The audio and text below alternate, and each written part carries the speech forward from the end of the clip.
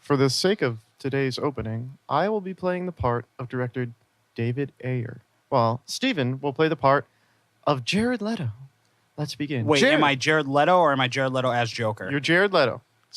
Jared, how did you feel about the script? I'm going to hurt you real bad. I don't know what you're doing. Is that I'm a method actor. Jared? Is this what are you? There is no Jared. I, I don't- so you got the script. You're going to show up for a cameo for Harley Quinn's backstory, and we'll just I'm do that. taking over. Taking over. I am the movie. But you're not the bad guy in the movie. What part are you going to play? I'm the main character. All of them. What? So I think we'd probably go like a regular kind of outfit, kind of like the comics. What do you think? I want to have a tattoo that says damaged on my forehead. I don't really I know. also want a purple coat. like all right, like kind of like the comics or like the animated show kind of purple coat. No, it looks like something you wear in the rain, but fashionable. Like a rain jacket? I also want to have a tattoo of a mouth on my hand that I put up to my face instead of laughing. Speak and destroy. Oh man. Speak and destroy. All right. I bet you can't guess what we saw. Yeah, I don't think they got it from that. Speak and destroy. This is Andy Gravento, your host. With me as always. Stephen Reed, Speak and Destroy, the only podcast to win a Tony Award for How? Andrew's great rendition of My Reflection from the movie Mulan. I don't remember the lyrics. I can't do it. I don't remember. So my reflection. I don't know if that's it. Wait, Is it? I don't remember it now. Yeah, oh man. Who is that girl I see? Yeah, Yeah, all right. staring straight back at me. When will my reflection show? Wow. Yeah, Suicide Squad. We saw Suicide Squad. All right, let's get this shit out of the way right up front. We literally just saw the movie. Right after that we got. He's not joking. Like not a day. Like literally. Like maybe literally an hour and a half ago. an hour ago. All right, there's 3 points I want to get off the bat right away. First of all, modern movies are taking fucking forever to get going. Okay? Tell him how Andrew timed it. We went to see the 1:45 p.m. showing of this movie. It's currently 5:34. We got to the movie theater a little bit. We sat in our seats at 1:40. Yeah, we sat down at 1:40. So the theater was actually pretty packed. So we sat down, and I actually had my phone in my pocket, and I was kind of checking the time because we've mentioned on the last few episodes that the amount of trailers is just getting ridiculous. The movie didn't start until 2:07. So that's pretty much over 20 minutes of just ads, previews, ads. I mean, and that's not even counting, again, like that was us getting there right by the skin of our teeth for the quote unquote showing time of 1:45. You got to think they do that, like those intro bits for at least 15 minutes prior to So nowadays, you can be probably a half hour late to your movie and still not miss anything. that. Yeah, we could have shown up 15 minutes late and we would have been fine. We wouldn't have missed a thing. So that's ridiculous. All right, so that's point number one. Point number two, as soon as the movie got out, we went and got some food, and we were kind of mulling over the movie, and we kind of, I pulled up Rotten Tomatoes on my phone. Right now, as of today, which is, right now is August 7th at the time of this recording, the movie has a 29% critical score on Rotten Tomatoes and a 73% audience score. so far. Inconceivable. Inconceivable. This movie is nowhere close to a 29%. It is much, Me and Andrew much are better than baffled. that. I don't know what I missed. We literally turned to each other at the movie like, that was a good movie. Yeah, that was a fun movie. That And was we're a like, did great we movie. miss something? Is there a scene that was cut out of our viewing? Like, Yeah. where Deadshot murders an orphan? Yeah. Did the critics get screened a jumbled version where it was like not cut right or something? And Yeah, it's where it like, just had subliminal like dick pics in it or something. Yeah, I'm honestly baffled because I can say this movie has some real issues, but it is a very fun movie. And I said, And I would by far say DC's strongest film at this point. yes, absolutely DC's best. I know for some people that's not saying much because Man of Steel really tore people apart. Batman vs Superman absolutely was divisive.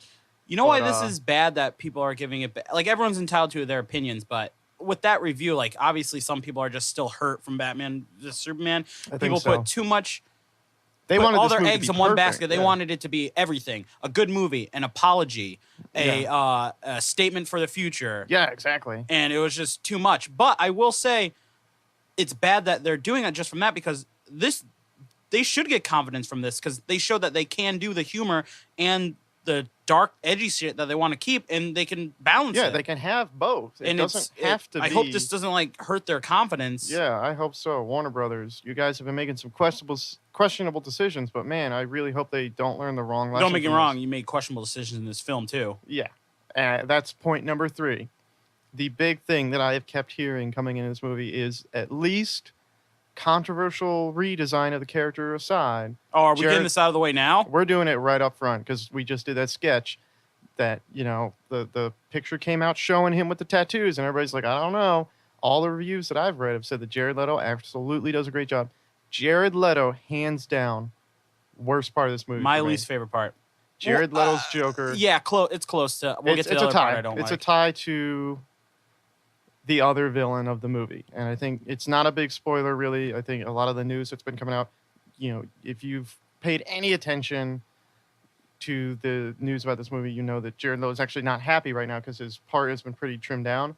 He's not really in the movie too much.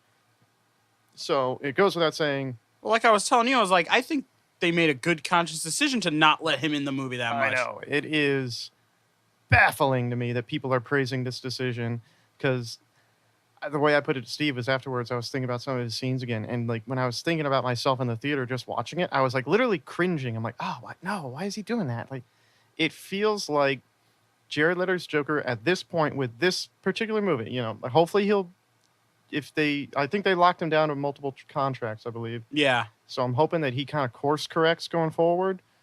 But in terms of this movie and this production, everything about his Joker just seems to be Heath Ledger's Joker, but cranked up, like, edgier. It just seems like what they think is edgier. What they think would be edgier is just like, there's so many parts. We'll get into that when we get into spoilers, but there's so many little things about this kid. Like, there are times when he really does sound like he's trying to channel the Heath Ledger Joker in the terms of his voice, and it's just, it doesn't work for me. He could have been pretty much completely cut out of the movie for me, and it would have been amazing. I will say I like the way they did incorporate him into it. He doesn't need to be in it, but it made sense why he was in it. Yeah, the way that he's in it is well written. It works. It works. Like, if you're gonna come up with a ham-fisted reason to have him cameo, this was the best way to do it. But again, even those parts that he's in, I was still like, I could have done without that. Andrew, gun to your head, what's the summary of what's the synopsis of Suicide Squad? Suicide Squad. Hey, Superman died at the end of Batman vs. Superman. Spoilers. The movie spoiled it for the first 5 minutes. Yeah. I was like, I really hope you didn't see Batman. I hope you didn't go into this without catching Batman vs. Superman, because the ending is literally right. Like, Superman was there, then he wasn't. No, he wasn't. Like, oh, I guess he died. So Amanda Waller decides, hey, we gotta have some dudes to, like, some metahumans go up against the next superpower threat. Let's make them bad guys, because that won't blow up in our faces. And that's pretty much it. Yeah. The whole movie, why this movie happens, is pretty much a huge what if. And the what if that they're asking in this movie is, what if Superman came down and was a huge douche wagon? Yeah. The entire movie is premised around the idea of, like, what if Superman hadn't been, like, a good old boy? I will say, I like American that. Values. I like having a middle movie to deal with the ramifications of Superman's death. Yes. I enjoy that. Because we know he's coming back for Justice League.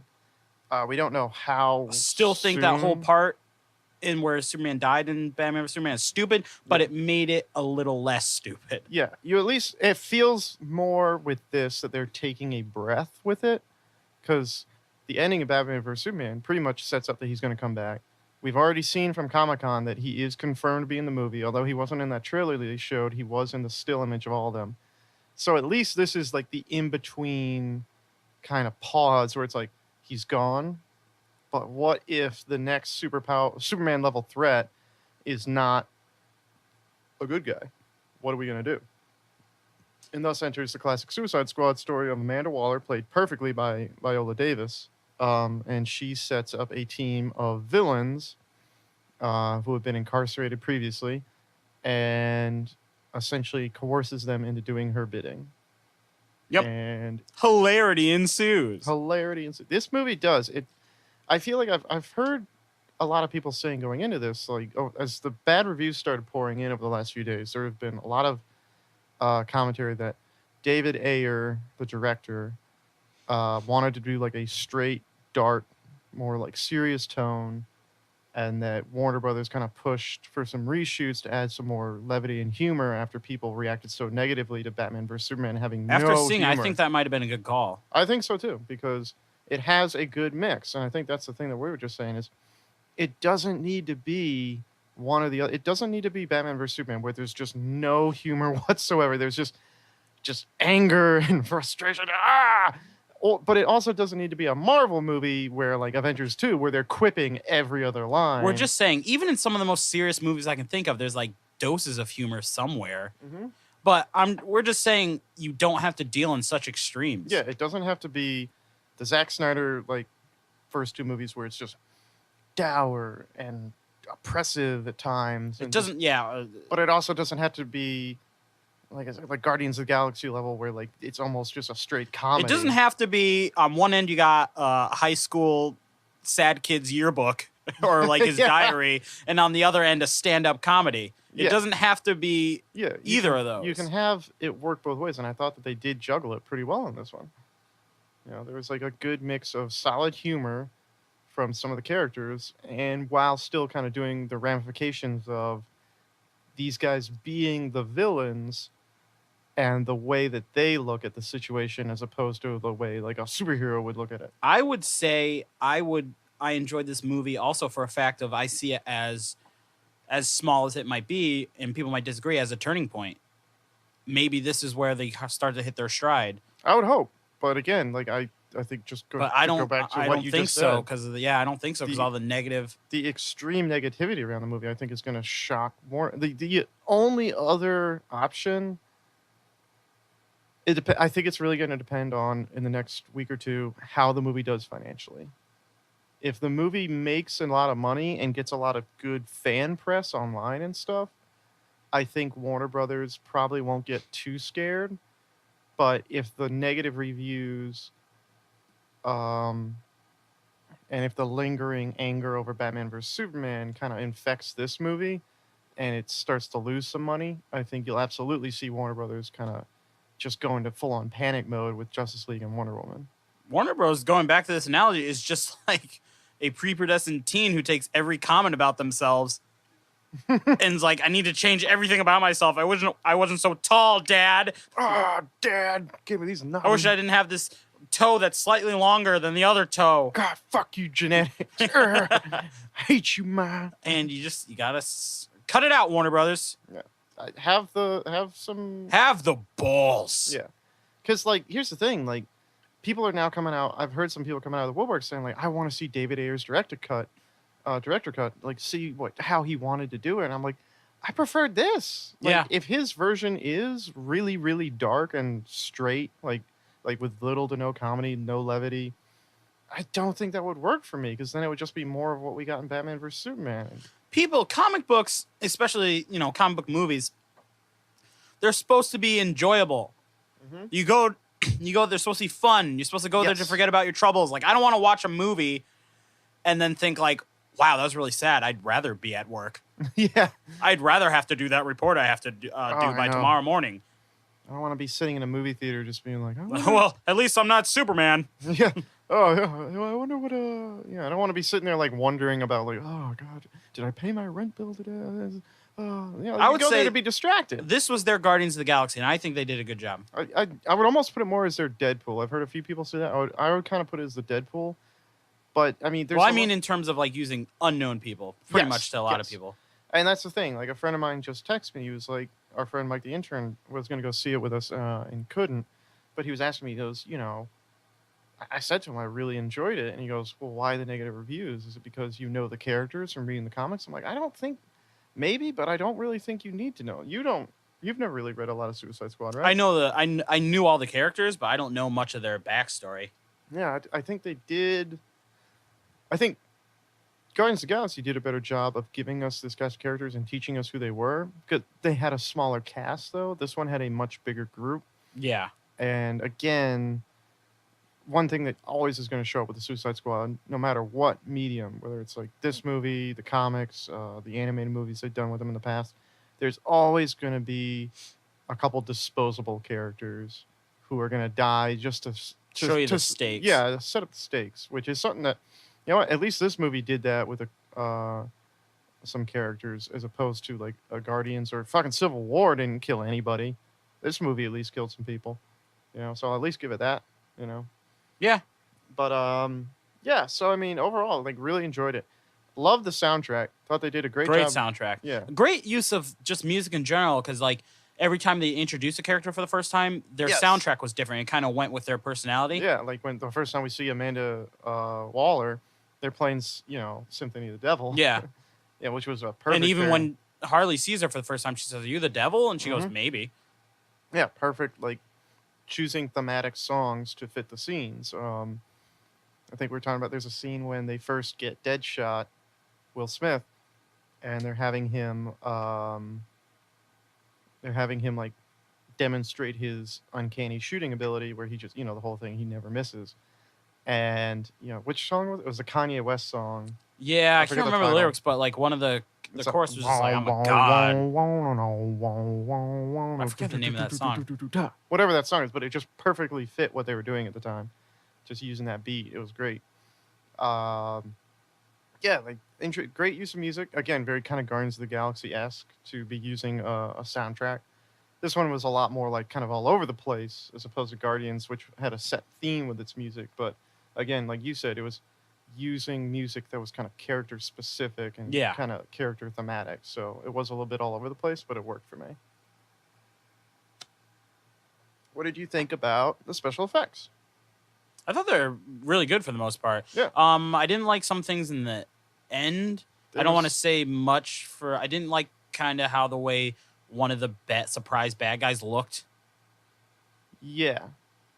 I think also there was like the big final fight kind of got a bit too stylized for me. There was a lot of slow-mo that started coming in that was a little bit unnecessary. Yeah, I think it maybe thought about the Avengers climactic battles too much. Yeah. Also, they had like this. There was like this smoke and haze going on in the fight that, again, thematically, like why they did that was like worked in the scene, because But it was kind of hard to follow it. Yeah, it was actually kind of hard to see what you were looking at in that scene. Again, a lot of throwaway characters that kind of get put here and there. Scott Eastwood. A lot of people were wondering. Clint Eastwood's son was actually one of the soldiers. He was? Yep, Scott Eastwood. He was kind of like the second command to Rick Flag. A lot of people thought his character was going to be like, oh, is this his, like, it's Nightwing or something. Like, Why the fuck would it be Nightwing? I don't know. Like, people were just wondering if they got Scott Eastwood specifically to set up a different hero character with him, and then no, it wouldn't make any sense. He was just kind of there. Yeah, he was just one of the soldiers. So, yeah. Know what I don't get? So like, I like the whole fact like, oh, Superman could have been a dick. We need to be prepared. I'm gonna gather some people, and she gathered Harley Quinn, who hits people with a mallet, and Slipknot, who can escape things. And they describe him in the movie. He can climb anything.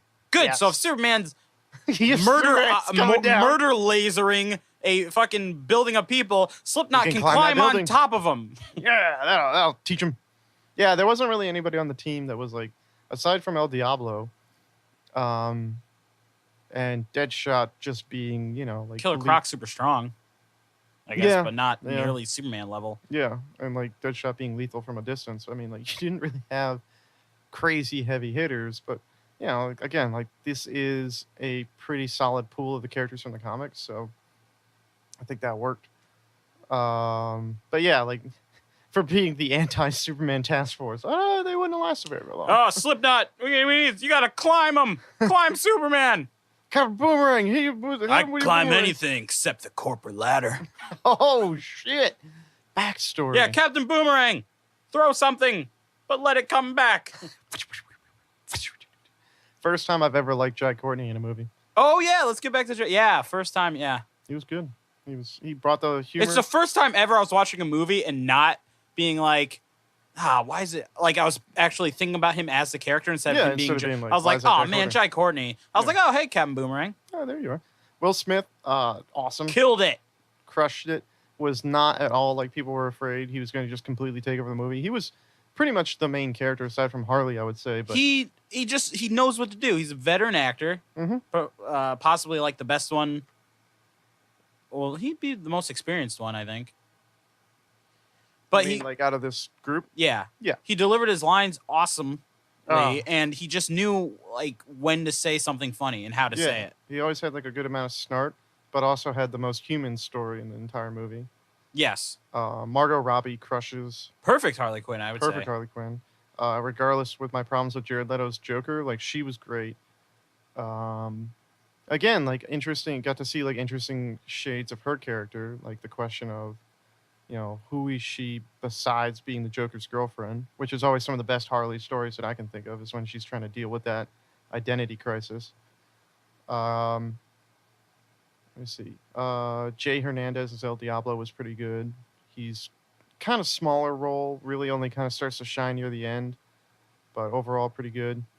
You know what I like? They didn't like what I was afraid they're going to do because in a lot of group movies they get separated a lot. Yeah, but they stayed mostly as a core group, and I think that's the best way to do it because you need those interactions. Because like I was telling you before, there's a scene where they're kind of down on their luck and they all go into this bar in this hotel. Yeah, it's one of the best scenes. And it's one of the best things because they're just talking to one another. Mm-hmm. I'm trying to get some of the names here. For what? For some of the other characters that maybe I didn't know. In the Suicide Squad? Yeah, of other actors there. Yeah, Jay Hernandez was Diablo. Joel Kinnaman as Rick Flag. He was okay. Yeah, he was all right. He was there. He was there. He was better near the end once he started getting a level of camaraderie with the characters. But yeah, especially early on, he is kind of a big non-presence, and there's a big problem with his story that I'm going to come back to. I am not even going to try and pronounce his name because I have never been able to pronounce it. But to me, he's always Mr. Echo from Lost. Was Killer Croc. Oh yeah, I won't even begin Adewale. to. I can't. Was that the name of the? Are you trying to say the bad guy from Majora's Mask? Adewale? Yeah, No. the first bad guy from Majora's Mask. No. Yeah, I wouldn't even begin to pronounce it. Yeah, I can't even. I would have to hear it. I'm looking at it. I'm just looking at it. I'm like, no, I don't know how to say that. Adam Beach was Slipknot. Slipknot will come into again, just not in it. And like any movie, there's a couple plot holes. Mhm. Not anything that really ruins the experience. Yeah, there's one big one that I was saying to you earlier. Karen Fukuhara was Katana. I love Katana. Yeah, you liked her. Oh, she was pretty good. She didn't do much, but She didn't. Yeah, we didn't get. she's a not lot really. from She's her. not technically part of the Suicide Squad. Yeah, she's kind of more like Rick Flag's second in command. Bodyguard, kind Yeah. of, or insurance policy. Which was what I was thinking about because like when they announced she was on the team, I was like, I didn't think she was a bad guy. No, So she's not really. She's more just kind of like his mercenary there. But yeah, I would say like you were mentioning, like Killer Croc and her to me were two that it seemed like they added them late, and we're just kind of. Well, like, you told me they wanted to add a killer or King Shark. Yeah, they wanted to do King Shark because he's primarily the character who's more affiliated with Suicide Squad, not Killer but Croc. CGI only works like in like climactic battles at the end where you don't have to see it forever. If a giant CGI shark is part of the team, it's gonna get a little bit. Yeah, it's like the Flash TV show did it perfectly because he was just in like 2 episodes and that was it. Yep. And they were able to do the budget so that when he was there, it was good. But if he had to be in the whole movie, like even the Avengers, the Hulk's barely in those movies. Like most of the time, it's Bruce Banner. King Shark doesn't have a human form; he's just always the big shark guy. Yeah. So, I think it made sense to do more the Killer Croc that we saw, where it's just a lot of makeup, and it looked really cool. I think he looked good. Yeah, he looked good. His nipples look perfect. You were a fan of the Killer Croc nipples? I was just weird. Like he's so mutated, but his nipples are so human. That's his human side showing through. All right, yeah. The big problem for me, like I said, Jared Leto's Joker, not sold at all. Did not like it. did not like his characterization, his costume design, just his entire role. His entire revamp They're was. just playing him as a mob boss. You And can't that's it. do that because Joker stands for everything. He wants to break norms. He doesn't Yeah. want to be labeled as one thing. He's chaos. He's anarchy. Yeah. And you made him into a generic mobster. They just made him into like a pimp. Like, how could you? Yeah, a generic. And I would say, if I'm being bold, you could tell me he was a little bit of a horn dog. Yeah. I feel like he was motivated purely by Poon. He was all about that Harley Quinn butt. He was too devoted to Harley. Yeah, it was an interesting take because they basically made it like he needs her as much as she needs him, which is not a version of the character that we've ever seen before. And I honestly don't know how it's going to work for them going forward. At the end of the day, he sees her most of the time as a pawn. Yeah. In the as a tool he created, which I thought they were going to do that. And I was like, oh, they're actually setting up, like, she was like his psychiatrist. Mm-hmm. And they were doing that. He like gets in her head, but then they just went all weird with it. He kind of becomes obsessed with her. Yeah, he spends most of the movie like kind of like one step behind her, like kind of trying to play catch up there, which is kind of weird. Like, yeah, he's just he owns a bar. Yeah, he has a casino, nightclub or whatever. It was weird. You want to talk about that scene? You want to talk about what upset you about that scene? We'll get to that part. It's the only possible thing that I'm thinking of at this point is if I think they would prefer to do a Harley Quinn spin-off movie eventually. I think that's what they said, which would be interesting. But gotta change them. That's what I'm wondering is if they're gonna do the whole thing. Harley Quinn, especially recently in DC Comics, has become independent from the Joker and kind of moved away from that relationship, becoming more of her own character. I wonder if they're going to do that with the movie version and just have him be the antagonist to her. Oh, okay. Almost like the jealous ex-boyfriend, like abusive boyfriend who's like, no, you can't leave me. That's the only real way I see them doing this relationship going forward. It almost felt like they didn't know how to write him as like a psychopath or like this charming like killer, but like you almost like can see his side of things. And I don't think they knew how to write that, so instead they just tried to visually show you like he wears crazy stuff. He's laying in a room with a bunch of knives and baby clothes. Yeah, it's very weird. While as Heath Ledger's portrayal, like you saw it in his actions and his dialogue and like what he was doing. Yeah, even Jack Nicholson's. Even Jack Nicholson. Yeah. So overall, like I want to get into spoilers. I'll say final thing, this is gonna be the conversation we're gonna have next as soon as we jump into spoilers. But Cara Delevingne, awful as the Enchantress. Yeah. She's pretty bad. So it's really her and Jared Leto, I think, that are the weaklings. I would even say she's probably... Well, I would say she's weaker than Jared Leto, but I'm more upset with the Joker because he's more iconic. Yeah, I would agree. She's a very lesser-known villain, so I'm not that upset about the fact that she was kind of weaker. But yeah, all right, so let's get into the spoilers. So overall, see it, don't see it. I would say see it. See it. I would say see it. This is a classic example of don't base your viewings on reviews. Yeah, I would say see it for yourself type thing. If you were interested in it before, I think you're going to like it. I think you can still have fun with it. Just go in, have fun, try and turn off because that's what I was trying to do. I was just trying to say, I was going in, there was only 2 reviewers that I could think of, Jeremy Jaws and Angry Joe, who said they liked it. So I was like, man, I usually like their reviews, so maybe we're joining the chosen few who like this movie. I know. It's just like, kind of like, but like a part of me's like, did I put blinders on to flaws? And I'm like, no, there are things that I really didn't like, but they didn't ruin the movie for me. And I actually put this to Steve earlier. This movie really reminds me a lot of Thor: The Dark World in the sense that it is a very flawed movie with a very, very generic superhero story and a very forgettable villain. And you looked up the review of Thor: Dark World is like 66% on Rotten Tomatoes, and almost the same critic score as well, that's the critic score. The audience or score the same audience 75, so about the same at the moment. This is basically like the same. I don't understand. Yeah, I don't understand why that one got a pass. Like people will still honestly refer to Thor: The Dark World as the weakest Marvel movie or one of the weakest, which I think it is, but it's still a movie you can have fun with, and I think this is too. Yeah, Iron Man 2. Or 3. 3 is just divisive because of the Mandarin thing, I think. But yeah, I don't know. It's just, to me, this is nowhere near, like, the flaws nowhere broke the movie for me. Like, a 29% on Rotten Tomatoes to me is a movie that feels unfinished and like, Yeah, there's like cuts missing, or like people aren't like moving in the background or something. yeah, and like, to me, that's why I can stomach Batman vs Superman having a score that low, because I think its score is down there. Because this is the first time like I saw DC be like, oh, they kind of knew what the story they wanted to tell. Yeah, whereas Batman vs Superman was just all over It was the like place. trudging through tar. Yeah, it was just like, there was like, at times you really felt like they had no idea how to get from one scene to the next, whereas this one, I could follow it, you know. And again, maybe it wasn't the best story of all time, but to me, it was more about the characters, and I thought they did the characters well.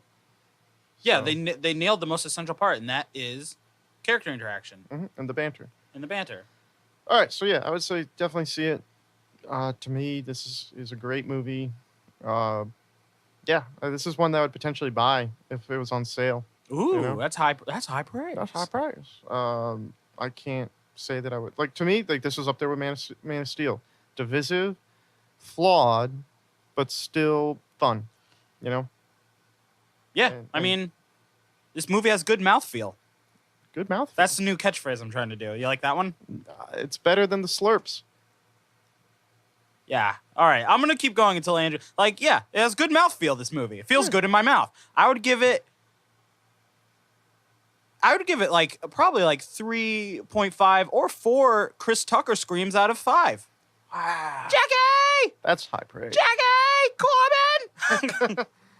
All right, so let's jump into spoilers.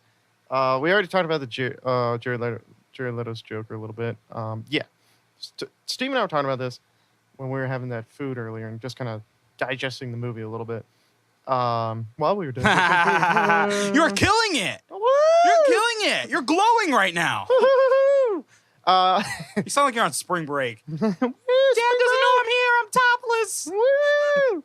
Go do some Jaeger shots, Jared Leto. Jared Leto's Joker, to me, everything about like his design, his voice, his costume, like everything about it, like all the stories we've been hearing about his off-screen antics, it all just feels like a reaction to Heath Ledger's Joker. Yeah, and like we said, like nothing to go against like Jared Leto personally. We feel like that'd be a mountain any actor would have to climb that took over after that iconic portrayal. Yeah, exactly. That portrayal really redefined the character. But I agree with Andrew if this is what you're trying to say. I feel like he got into his head too much about it. I think they all did. I think the whole idea that, all right, Heath Ledger infamously went method with the role and spent like a week or two, I think it was, like locked up in a hotel room, just like filling journals, just like perfecting the character.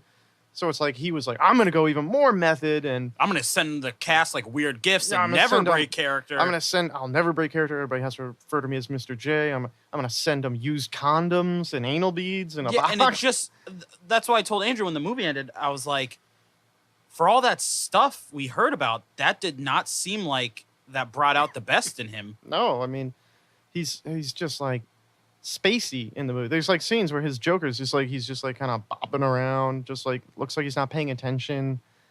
There were a couple times where I'm like, yeah, he seems kind of threatening. But I mean, maybe it seems more coherent with the cuts. I don't know. I highly doubt it. I don't know. Like there was that sequence that you just mentioned that was in the trailer where there's a scene where he's in a room, sitting on the floor, and his second in command is like, oh, we found out where Harley is, and he lies down doing the laugh, which the laugh felt forced to me too. It was just like,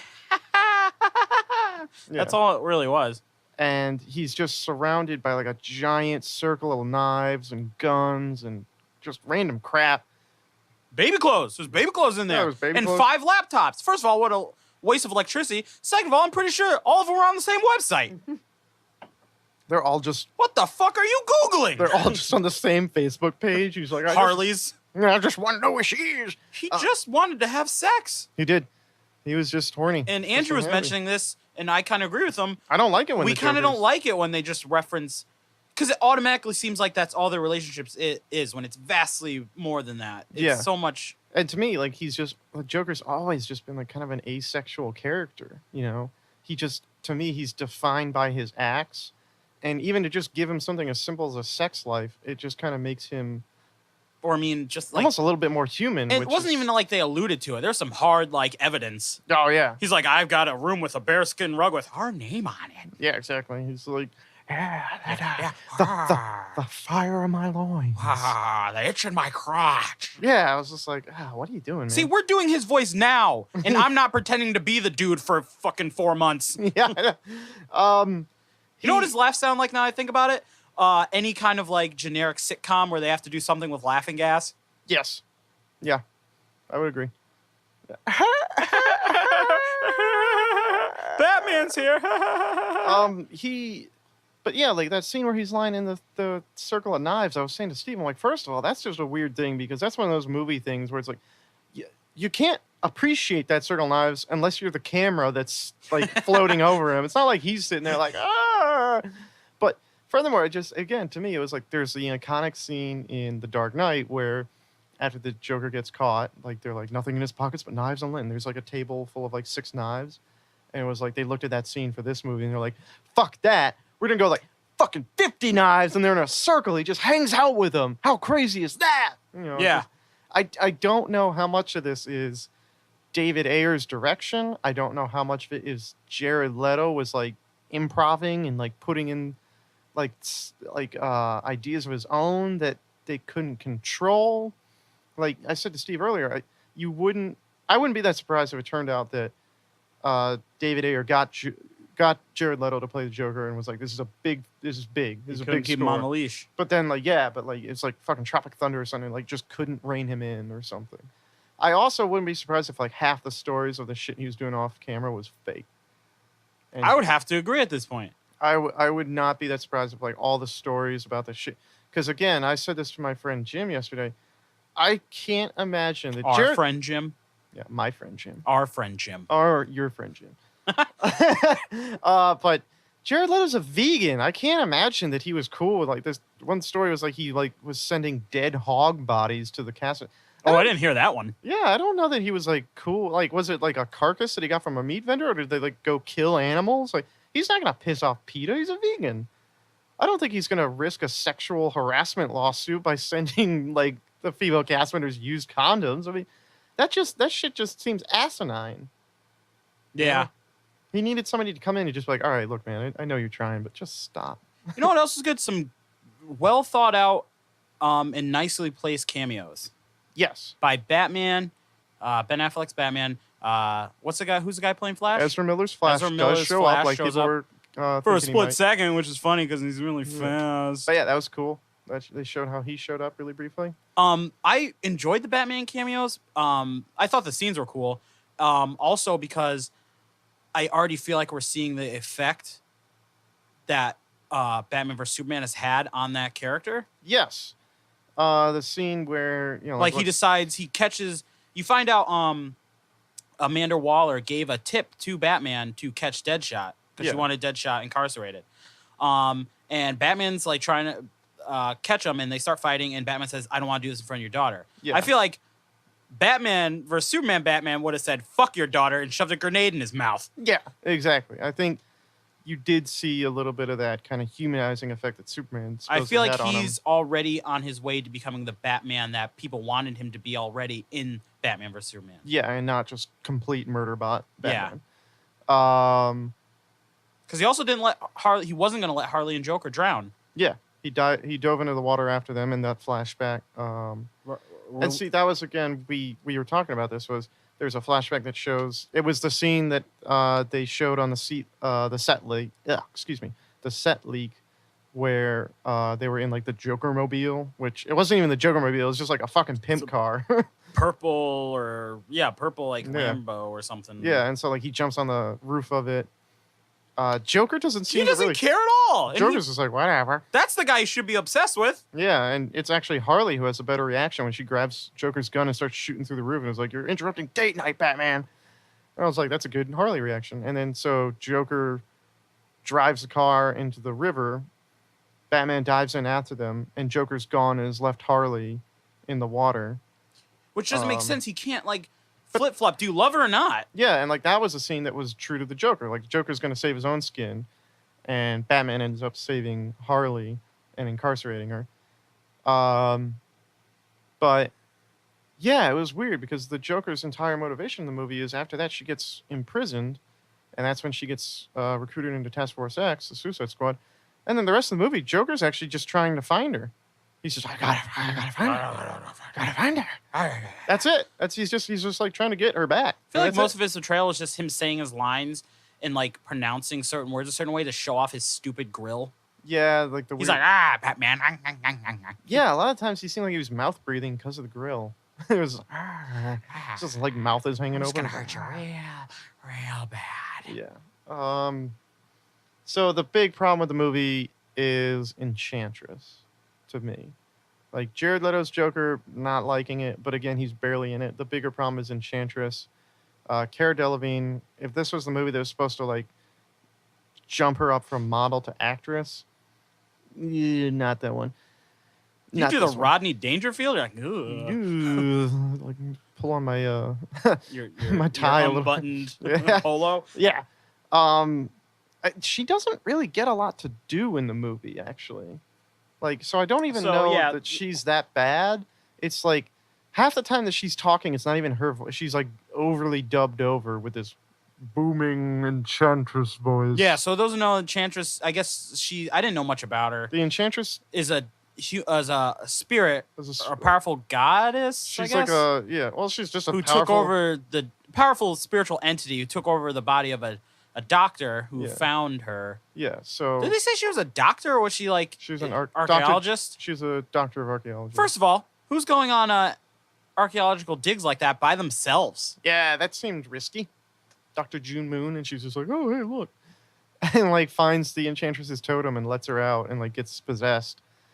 I liked the way the Enchantress looked, like just like really grungy and kind of always like got smoke emanating from her. Here's my problem with it, dealing with the Enchantress, is Amanda Waller just says that she found the heart also in the tomb, and Amanda Waller's men took it for her, and that's how she controls the Enchantress. Yeah, she's got she pokes it with a pen or some kind of thing when she wants her to do stuff. Yeah, she kind of like she's essentially like stabbing her a little bit. For essentially this movie's version of like an almighty item, like one of the Infinity Stones or something, she does a very bad job guarding it. Yeah, it's just kind of. I think it's rigged up to a bomb. It looks like. Is that what it was? Because I was confused when I thought it would look like it was rigged up to C4. Kind of like if Enchantress tried to make a move forward, it's going to blow up. Because at one point, Enchantress does get loose and tries to immediately go get her heart back from Amanda Waller. Amanda Waller's just sleeping on the bed with it on the bed. Yeah, but when she steps towards it, it kind of like beeps at her, like almost like a proximity alert. And that's when she kind of like, oh, all right, next time, and kind of like leaves. So I think it is like there's a bomb in there. But then again, if there is a bomb in there, why is she sleeping with it? Yeah, she's sleeping right next to it. Amanda Waller takes fucking risks. Also, maybe not. Enchantress decided to look in Amanda Waller's home because she assumed that's where it was. Why isn't Amanda keeping it in an unknown location and getting it when she needs to get it? Yeah, I don't know. Furthermore, when she does stab the heart later, it doesn't seem to do anything. Yeah, she's like, and she acts like. Enchantress acts like maybe she has heartburn because she ate like too much Burger King. She's like, oh, help me, brother. Ouch. Yeah, I'm not sure how he fixed that. Yeah, I don't know. Furthermore, at that point, it's just a plot of a dead man's chest from Pirates of the Caribbean. Glad you mentioned Pirates of the Caribbean because Davy Jones in it. One of our greatest complaints is towards the end of the movie when Enchantress acting gets weird. Yeah, when Enchantress is doing like her spells, making. she is moving around. She's honestly, it's like she's doing the Macarena. Yeah, in a weird like her body becomes like a noodle. Yeah, and she's doing like what looks like an impersonation of the portrayal of Jack Sparrow that Johnny Depp does. Yeah, kind of. Because you know who makes those movements like all wiggly, the arms? Our friend Will when he gets drunk. That's how he dances. This is gonna Not good to have in your movie. Yeah. It really took me out of it. Yeah, that was the one part where I was just like, really like. Maybe it wouldn't have been as bad if, but as soon as she gets her heart back, she like gets her human form. Mm-hmm. And I was like, I liked you better before. You looked better before, all darkened and. Oh, yeah, when her brother heals her and then she Well, because like when she's the Enchantress, she looks very different from June Moon. That's Yeah, but when she gets her heart back, she just looks like June Moon again. Well, no, you mean when yeah, when her brother like heals her and then gets the heart back. She looks just like June Moon, but with like a weird headpiece I'm just on. saying maybe those movements she was doing would look a little creepier if she was still. Yeah, if she was in like the weird, like grungy, like dirty makeup with like the long. But when she's looking like her normal self, it just looks like she's going through her own personal earthquake that no one else can feel. Yeah, it looked really bad. Whoa, anyone else feel that? That must be at least an 8 on the Richter scale. I would say the big complaint about the movie that I get is the idea that it's a very generic enemy. It's a very generic enemy plan. So the whole thing, Enchantress. So was Avengers, and so Yeah, was Avengers 2. It's honestly it's the same plot as Thor. To bring it back to Thor: Dark World, it's the same plot. It's like enemy's gonna shoot magic mumbo jumbo into the sky and kill a bunch of people. That's it. Enchantress escapes her confinement, and manages to also free her brother, who I don't think he even gets a name. He's just like this big. He's called Brother. He's just this big golem looking dude. Was he the surprise enemy no one knew about beforehand? I think so. Yeah.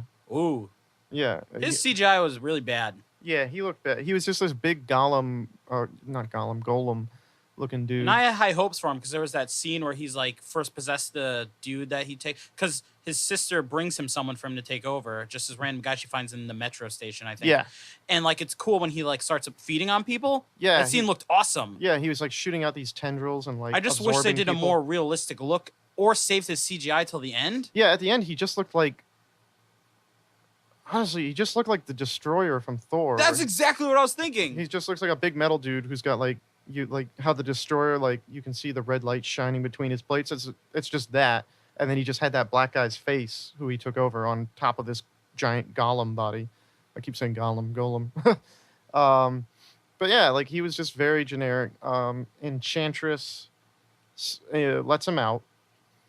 She, Amanda Waller then goes with Rick Flag and sends Enchantress, the human form, to stop him. You know, like take this bomb, blow up the guy, because at this point they don't know that it's her brother.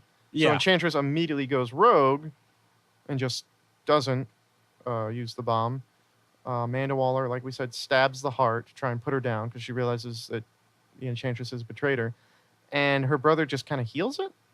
Yeah, he like stabs her or something. He just shoots one of his tendrils into her, and then she's like, "Oh, cool, thanks, you healed my heart." It's like, what? It just seemed like too rushed and coincidental. She poofs to Amanda Waller's house.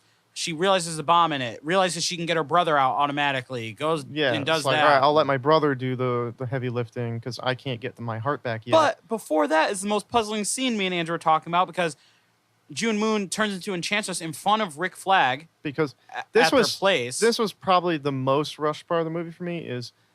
I mean, part of me is honestly wondering if this is because Joel Kinnaman is not the best actor, and I'm betting Cara Delevingne probably didn't do the best scenes. And Amanda Waller finds out that June Moon has become the Enchantress. Like we said, she finds the heart, so she controls Enchantress. And basically, in the beginning of the movie, just flat out says that she took Colonel Rick Flag, a spec ops soldier, and paired him up with June. Another such boss move by Amanda Waller. Everything she did, I've never seen a character that they stayed so true to from the comics. Yeah. Everything she does is a badass. She is DC's Oprah. She can't be touched. Yeah, no, she's fantastic. But like the whole thing that I'm complaining about is she's like, oh yeah, and I put Rick Flag with June Moon knowing they'd fall in love. And we get like a quick scene of them hooking up, and then it just goes back to Amanda Waller. And like, yeah, so they're now so Rick Flag's entire motivation throughout the entire movie is also Poon.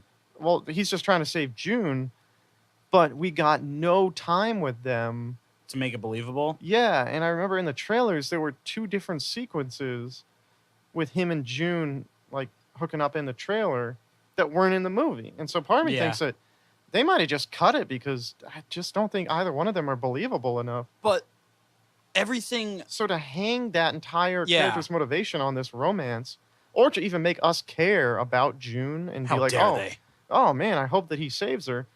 We just didn't, because we never saw June as good. Yeah, because I was never thinking that. I was just like, man, I hope Will Smith says something soon. Yeah, you never were thinking like, oh man, I hope they save June from the Enchantress.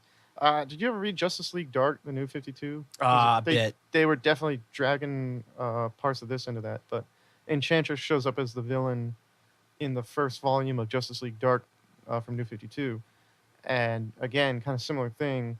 Her human form, June Moon, ends up hanging out with a It's a dead fun man. name to say. Yeah, June Moon. June Moon. June Moon. June Moon. But she ends up hanging out with Dead Man, and he kind of develops a crush on her. And that, again, similar type thing. It's like the Enchantress is going to absorb her. But or he's something. dead. Yeah, no, but he still wants to fuck. How can he with a ghostly, non-corporeal cock? He possesses other people to do it for him. Whoa, no. Yeah, I know. Whoa, not touching that. Moving on. Moving on. So, yeah, this was the biggest problem scene for Rick Flag is He's part of two of the plot holes that we think are the biggest. the biggest problem in terms of like pacing or plot hole problem is there's a sequence where June says the Enchantress's name in her sleep, which apparently is what transforms her into her, which seems like a problem that needs to be addressed. Yeah, like maybe tape her mouth shut while she sleeps. Yeah, if you know that you might be talking in your sleep and there's a single word that will turn you into a demon, maybe just be careful about that. Take a heavier sleeping pill. Or just sedate her. Be like, hey, I'm about to go sleep, babe. Can you give me some, like, just a shot? Can I have my melatonin? Yeah. Can I have some NyQuil? Yeah, so I don't... You know, so the demon that lives in me doesn't come out? Yeah. So she accidentally lets the Enchantress out, and Rick sees it and goes to call Waller, and the Enchantress is like, don't. Because she shows him a vision of her in the hospital dying. All right, what I think that must have been, I forgot about that. What that must have been was knowledge that if he called it in to Waller was going to not take any chances and kill the Enchantress. And essentially she was saying, like, if you kill me, it kills June too. So Rick essentially chickens out not wanting June to die. But that decision doesn't make sense based on what he did at the end. Yeah, I know. Because he kind of, at the end, when they defeat the Enchantress, he's got her heart and he goes, let June go. And then she's like, oh, you can never have June back anyway. So he crushes the heart. I guess maybe they're trying to justify that because when she leaves Rick's room and then comes back eventually and then turns back into Dr. June Moon, she says, if you have to choose to destroy her. Yeah, but at that point, like, But he didn't even tell her, like, maybe afterward or something. Yeah, that's my problem is, like, looking back on it with that sequence where he thought she was going to die, I get why he chickened out and didn't make the call to Waller. But the problem is, like, we don't see any type of... There seems to be a beat missing there where after the fact, like, I feel like, because then when she turns back, June says something like, if it's between me and her, let me die to stop her. Because June knows she's evil. So I feel like the two of them would have immediately gone to Waller together to be like, hey. Yeah, that's what they should have done. Because Enchantress got out. We don't know where she went. So if any weird shit starts happening, maybe let's not send the Enchantress. Yeah, and they're like, hey, this isn't working. She's broken out. And then immediately they do the plan again, and it fails again. She just leaves. Yeah, they're just like, okay, so we're going to send the Enchantress to take care of this weird golem guy who has only just shown up magically after the Enchantress and she's broke like, free. nah, I'm gonna poof out of here. Yeah, and she just, like... And then Rick immediately calls Amanda and is like, she's gone. Yep. Which, again, there's a weird sequence there where, like, when that scene happens at the beginning, we actually we see her stab the heart and, like, nothing happens. We just see the aftermath where she shows up and her brother heals her somehow. But there was, like, a scene missing there where we actually see the Enchantress disappear. And we get it later on at the end when Rick re-explains it. We see, like, his perspective of how she disappeared and was essentially like, ha, fuck you, peace, and, like, disappeared. And I don't know why we didn't see that scene in the beginning, because it did feel like there was, like, a piece missing when we first saw it. I was like, why did Rick... Because we just go from Rick being, like, on the phone being like, she disappeared. And then Waller being like, fuck. And just stabbing the heart. Yeah, exactly. And it was, like, apparently not very well because she'd survived it. But, so yeah, like, definitely pacing problems with the Enchantress. And then big problem, too, is the Enchantress and her brother combine their magic to essentially make a giant magical thunderstorm. A giant magical thunderstorm that will attack anything she thinks of. But again, in terms of like its weird generic bad guy plots, it kind of made sense because she essentially starts targeting all of the U.S. Yeah, military no one can complain installations. about that without complaining about every other single superhero movie. Yeah, in terms of superhero movie bad guy plots, it's good. At least this one had It makes more. sense. It makes sense, and she had the motive to do it. Some of them I watch, I'm just like, but why? Like Malekith from Yeah, why is Malekith trying to destroy the universe? You Live in the Universe, jackass. Yeah, motherfucker. Why is the Mandarin pretending like there's a giant terrorist who's going to wipe out the Earth when he's the one who's selling the terrorist weapons? I don't get that. Yeah, it doesn't. Oh, God. But yeah, I mean, like again, they did marvel it on this bad guy and this bad guy plot, because I mean they kill her brother at the end. Spoilers. He dies like a bitch. They defeat the Enchantress. They seem to kill the Enchantress at the end.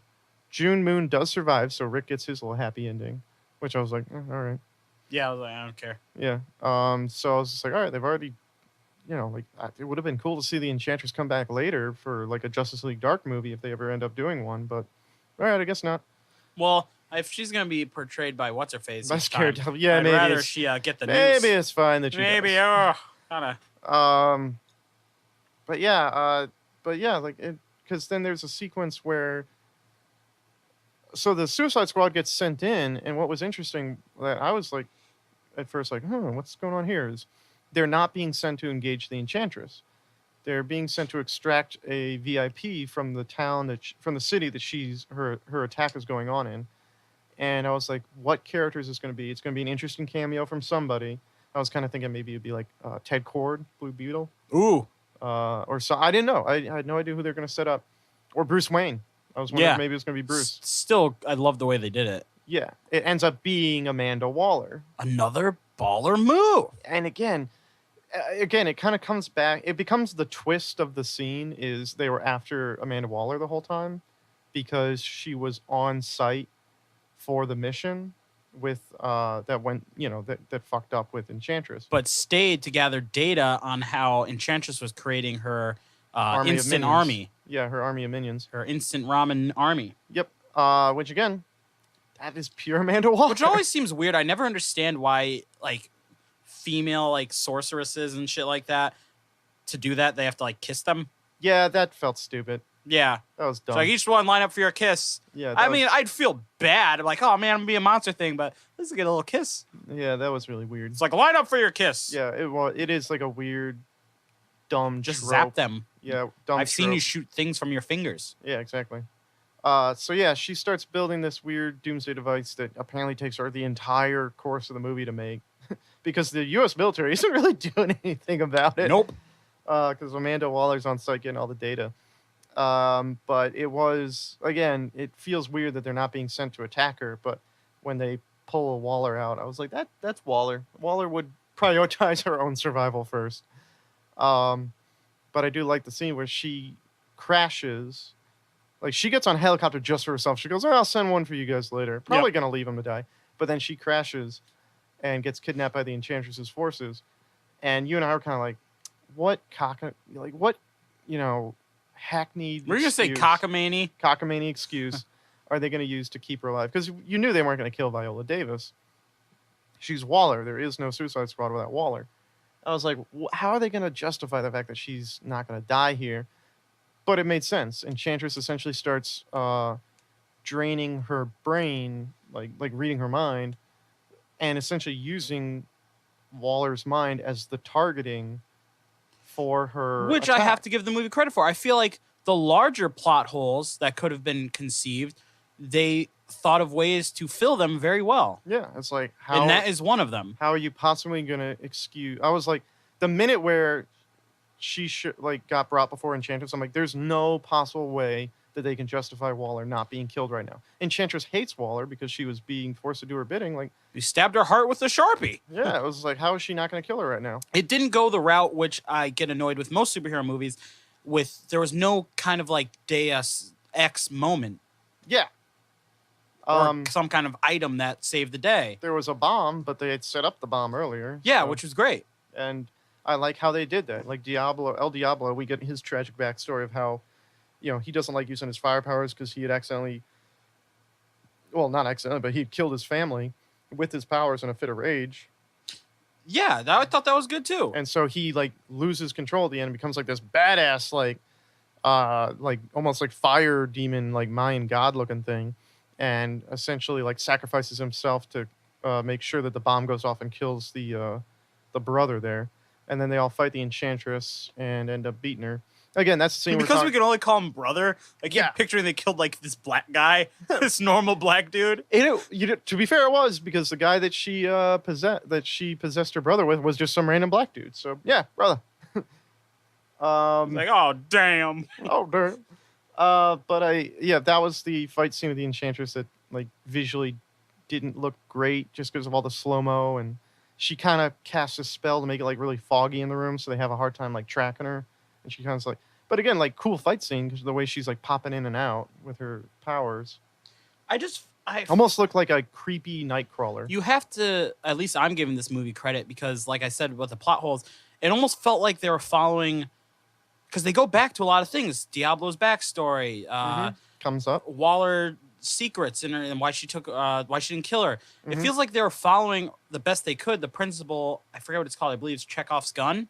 Yeah. Where every memorable thing comes back in an important way. And I was really impressed by that. Yeah. They see the, she has like the top secret. Hell, she's even got like the top secret. Which you see earlier, and you see her bring on the helicopter. Her book that has like the files on everybody. Which is how the Suicide Squad finally like finds out everything and kind of like becomes a team. Yeah. And that's how they kind of gain each other's trust. And, they put Rick Flag on the spot. It's like, you didn't tell us that we are just here to save your girlfriend type shit. And then, like once he's kind of had the more human moment with them, they're like, all right, fine. Like, we're on the same page with you. Let's get it done. And I also I think some people might kind of feel like it's a bit cheesy that they come together as a team by the end. But I think it worked. Like El Diablo. And I'm not saying they're coming together like they're all buddy now. Yeah, I believe they tolerate each other at the end. Yeah, exactly. I like the idea that El Diablo is willing to sacrifice himself because he's like, I lost one family. I'm not going to do it again. Maybe it's a little bit much for him to call them his family after like one day together. But then again, I've never murdered my wife and children, so. Yeah, exactly. So I was like, that's cool. That makes sense for his character. That's a cool little arc there. I wouldn't have really believed it if he had stayed around much longer because his was such a arc of needing redemption in his own eyes. You saw it coming, but it made sense when it got there. Yeah. I like what we were talking about was Harley Quinn at one point. So the Joker is like kind of coming after her the whole time to try and get her back. Ends up He ends up blackmailing the guy who runs Bell Reb Prison. Ike Barinholtz. He gets the name of the manufacturer who makes the nanite bombs in their necks that controls them. And essentially coerces that guy into telling him how to disarm them. He shows up, disarms Harley's bomb. And had stolen a helicopter. Yeah, they're Argus, right? Yeah, Argus. And essentially ends up like making off with Harley halfway through the movie. Like Waller's like, Deadshot, you shoot her right now. Deadshot actually chooses not to because, they have kind of a friendship that bonds. I like the fact they didn't force the Deadshot Harley Quinn romance like they sometimes do. Like Assault on Arkham, they forced that in there. So I was glad they didn't do that. But like he chooses not to shoot her because he's just like, I got no beef. And then Waller in another baller move actually has the helicopter shot down because she's like, well, fuck that. And I was praying in my mind that Leto's Joker perished in that fiery crash. Harley, did that scene not make sense to you? So the helicopter gets shot down and Joker's like, this goose is cooked, and then this pushes Harley out of the helicopter. He pushes Harley, but she doesn't have enough time to jump out himself. He just kind of goes, wah. Yeah, he kind of gets knocked over by like the thing rocks and he gets knocked over. But he like pushes Harley. He like, again, not really a Joker thing. He saves Harley first. He like pushes Harley out so she lands on a rooftop and survives. And Joker seems to die. And he doesn't show up again until the very, very end when he shows up to let her out of prison. I will say that annoyed me a little bit. I thought that was stupid. So he shows up and they're all in Argus uniforms, so you don't really know who it is. But he has Joker written on it. But yet when he takes off the mask, they still do the musical cue and like the camera shot of like, it was the Joker the whole time. It's like, but it says Joker. he seems to die. So, but I like that because then Harley, with nothing left in her life aside from the Joker, ends up going back up and meeting with the Suicide Squad. And I like that moment with she and Deadshot. That was great. The way like she's sitting on the car and kind of tries to pretend that everything's okay, like hey, and Deadshot kind of like lifts her off the car and is like, it's all right. Another stipulation when Jared Leto came on the scene, he's like, I want to kill the rapper Common in the movie. Waste of a perfectly good Common. I haven't seen a cameo so disrespected since Spider-Man's Mary J. Blige. How are you going to put Common in the movie? You just shoot him in the face. He was the most polite, sensitive gangster that ever graced cinema. There's a scene early when, like, part of like their flashback where, like, Joker at part of his strip club that he apparently owns, like nightclub that he owns apparently. Furthermore, if Joker owns a nightclub, why isn't Batman just like, he should be there every day looking for him? I should just go to the nightclub that Joker owns. My mortal enemy. Because that's how he always finds like people like the Penguin. Yeah, when he's at Iceberg. Who owns an ice-themed penguin restaurant. So, Common is some street stand-up gangster. Yeah. He like shows up and he's like trying to do a deal with the Joker, and the Joker meanwhile is just staring. Was he doing I thought the deal was concluding. He came there to like thank him. Oh yeah, I think. Well, either way, they had business that was now concluding, and Common was like, "Oh yeah, hey, thanks, man." And he had like an eye tattoo on his head, so I was wondering if he was supposed to be somebody. And I was like, "Oh, that's awesome if they got Common to be a villain." But meanwhile, Joker's just like staring at Harley because first of all, she did look really good, and I like she's just dancing like a box or some shit. Well, yeah, she's like, she's dancing she's on the dance floor and like dancing with people, and he's just like, ah. He's like, yeah, whatever, Common. Yeah, and he's like, and then Common looks over, he goes, "You're a lucky man, Joker." And he goes, and that's when the flip gets switched, and he's just like, you like her, huh? And then he's like, "You belong to him now," and she's like starting to hit on him, but Common, instead of being like, "Oh, I get to have sex with him now?" Fuck Awesome. yeah. Either way, he was getting shot. Yeah, at that point, it's like he knows, like, oh, apparently I've crossed the line because he's like, "Oh no, it's cool, man." He's like, She's no, I was your girl. just saying you're a lucky man. She's your girl. I respect that. It's cool. And then he's like, "Oh," and then just shoots him, and it's just like, and you don't even see it on screen. I was like, why did you get Common for this bullshit cameo? He's being a gentleman. In fact, at that scene, if Joker had punched Common in the face, Common would have to resist a strong urge to thank him. That's how nice Common was. Yeah. That's the equivalent of your grandma coming up to your room when you're a kid, giving you a plate of cookies, and you knifing that bitch in the forehead. That is bullshit. Oatmeal raisin? You know I hate oatmeal, you stupid bitch, and stabbing her. Yeah. But, yeah. But what I was Waste of a good Common. Waste of a good Common. But that's what I was getting at there was, like, I liked the idea that once Joker seemingly dies, Harley becomes more, like... attached. Attached to the group, because it's just kind of like a... Which essentially what makes the crowning moment happen. She saves the day. Yeah, Harley actually saves the day, because she looks like she's about to betray everybody to the Enchantress, and then manages to stab the heart back out. Rips... She fucking Kumite... not Kumite, Kalima. She Kali monster. Going back to thinking about Harley, I'm not sure how well the Enchantress' army would have fared if the military had stepped in, considering Harley was beating them with a wooden bat. Yeah. There were certain, like, little bits that, like one thing that, like, editing... Because I was watching Harley's fights, I was like, she could kill Batman. Yeah, she was... Easily. She was fucking dudes up. Margot Robbie just was amazing. I really want to see a movie that would just be Will Smith and Margot Robbie teamed up. I believe she did what Heath Ledger did for the Joker. I don't think anyone could do her as well anymore. No, I don't think so either. I think, and she was the one I was most excited about when I heard the casting. I was most excited for Will Smith. Will Smith, yes. And he killed it. Will Smith has been like tough recently because some of his last movies haven't been very good, but he was so good in this, and he brought the humanity that he needed to Deadshot. But again, I think a lot of people going in were like really nervous that they were going to make him just straight up repentant good guy because of the whole story of the story. But he was still I pretty got a bad little guy. concerned because I didn't like when they first started showing set photos because they showed the photo of him dressed kind of like a pimp in his flashback. And all I could think of was like, they made him look like Kramer from that episode in Seinfeld. I thought he was a pimp. And I got a little worried, but luckily they made it work. Yeah, and I like the idea that like he was dressed so extravagantly in that scene because the whole idea there being like he wasn't trying to hide. He goes, but it just worked. It just worked really well for me. Again, Jai Courtney was great as a comic relief. Jai Courtney was good in the movie. Go see this movie. I know. Again, the big problem: lackluster villain, very threadbare plot. But none of that But that is not a 29%. would make a 29%. You know what is a 29%?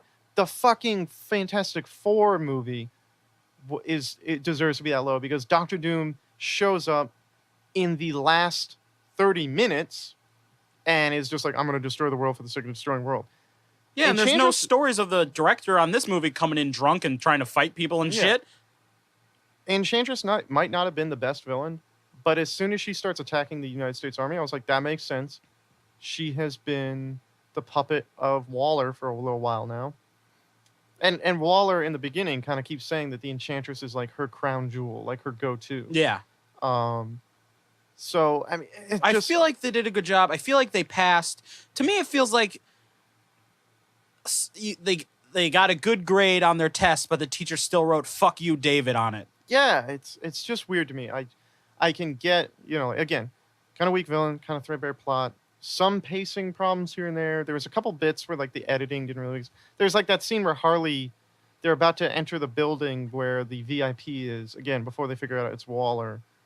But like Harley just jumps on an elevator and they're like, ah, shit. And like she fights a couple dudes in the elevator, which was cool. And then the elevator stops and she gets off and they're all up there already, which I didn't really get how that movies worked. For yourself. Yeah, I know, but critics, they're not law.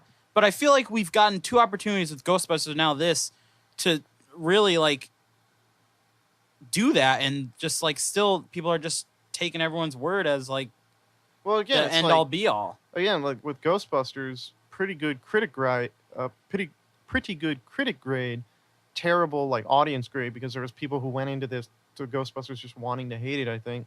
And at the end of the day, it's a good comedy, and people just don't want to admit that.